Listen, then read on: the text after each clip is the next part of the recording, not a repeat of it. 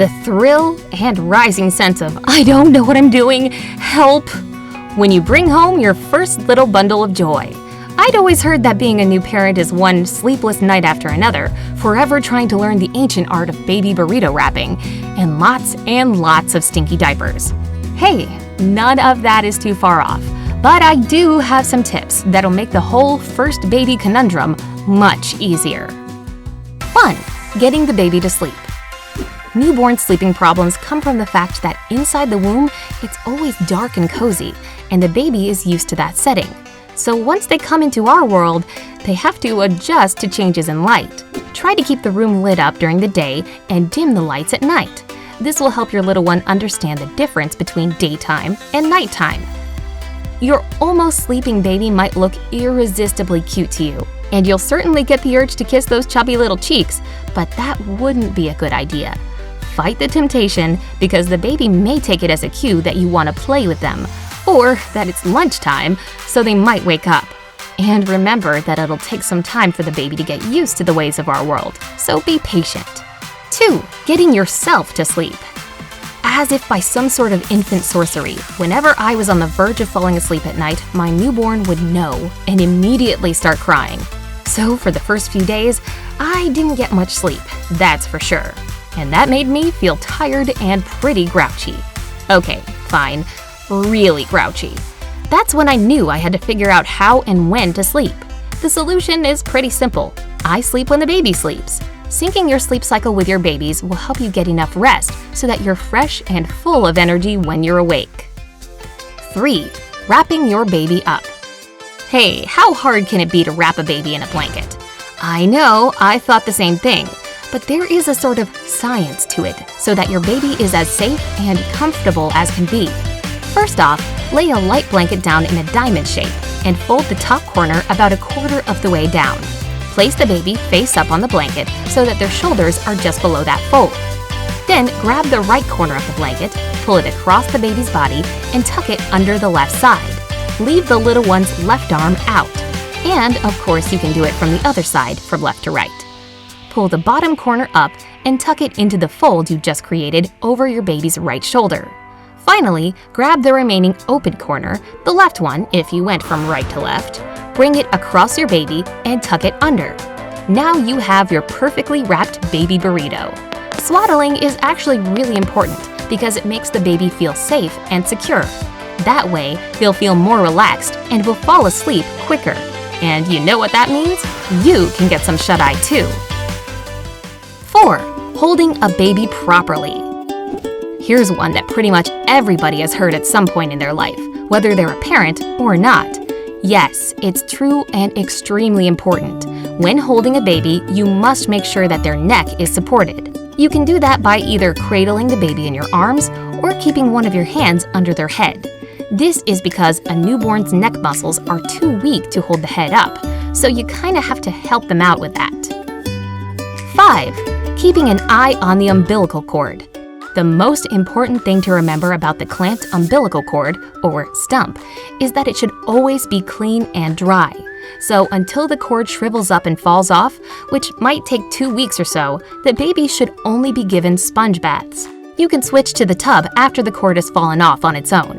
And if you see any signs of infection, like a yellowish discharge or foul smell, you know it's time to see the doctor. 6. Taking a slippery baby out of the tub.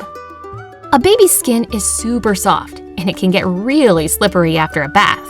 That's why it's extremely important that you be extra careful while removing the baby from the bathtub. I've learned that a safe way to do it is by grasping the baby under their arms using both your hands, while supporting their neck and head, of course. It's also worth noting that babies don't need baths every single day.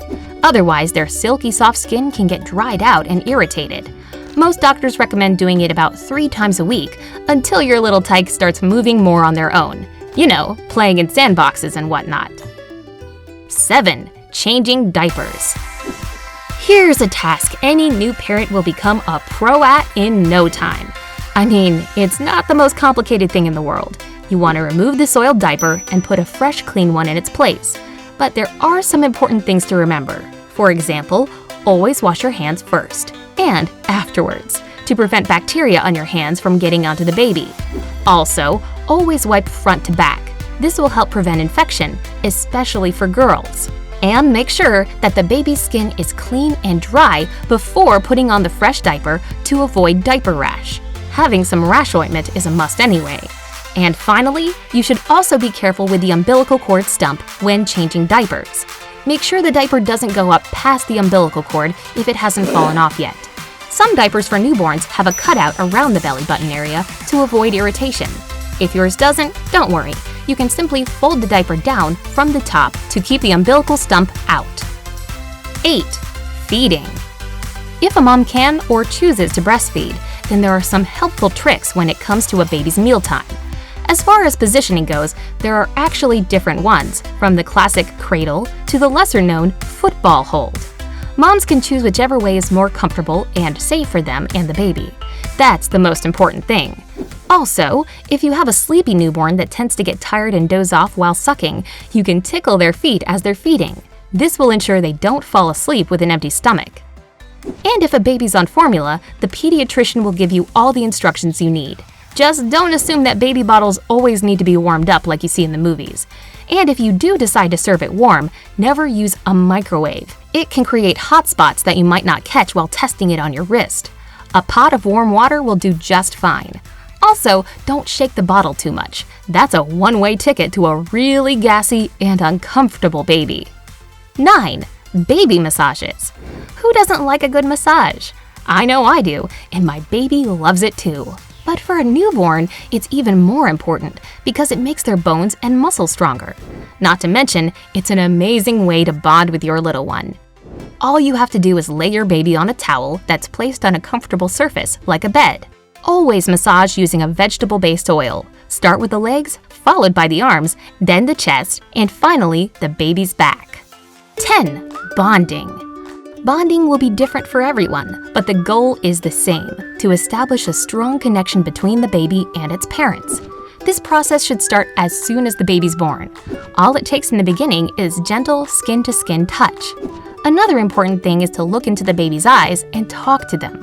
I know it seems kind of weird since they don't understand a lick of what you're saying, but it does help build that connection.